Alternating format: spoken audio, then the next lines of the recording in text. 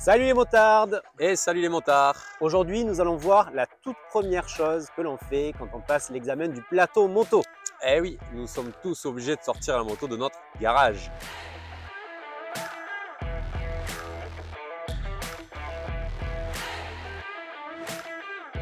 Bon alors Matt, t'as une technique pour la pousser cette CB? Bien sûr, oui.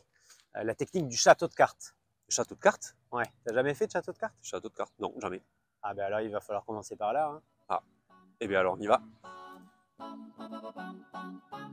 Alors mon Benoît, tu aimes le château de cartes? Eh oui, je commence à comprendre cette histoire d'équilibre. Hop, raté! Alors pourquoi l'idée du château de cartes? Tout simplement parce qu'en fait il y a un risque de chute lors de la poussette et il est très simple. À partir du moment où je bascule au-delà du point d'équilibre, de l'autre côté. Et là du coup la moto elle peut partir et si je ne suis pas en opposition du coup, je peux tout simplement la faire tomber.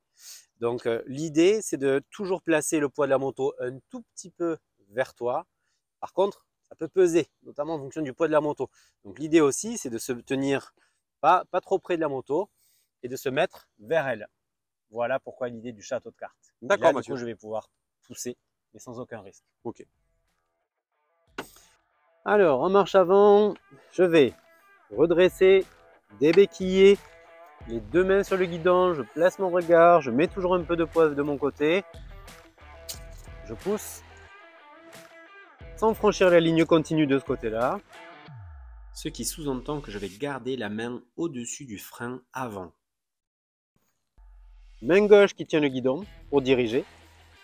Main droite qui va me servir à tenir l'équilibre et à pousser.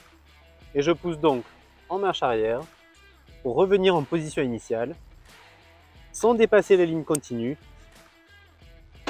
Et je replace la béquille. Ok Mathieu, mais est-ce que j'ai le droit de replacer ma moto?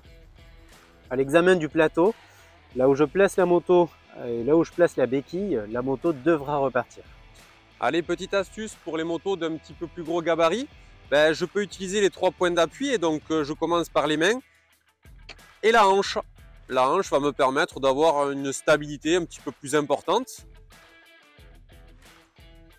Je pivote, je pose la hanche inverse et je ramène ma moto au même point. Et cette poussette, elle peut aussi te permettre de redémarrer ta moto quand tu n'as plus de batterie. Et si tu souhaites nous rejoindre, alors googlise ECF Sud-Ouest et tu trouveras Benoît et moi-même dans une de ces 6 agences. Pour être bien sûr de voir l'ensemble de nos tutos, abonne-toi ou suis-nous sur les réseaux sociaux. Et n'oublie pas pour nous récompenser de lâcher le petit pouce bleu. Je te souhaite une très bonne formation. À plus.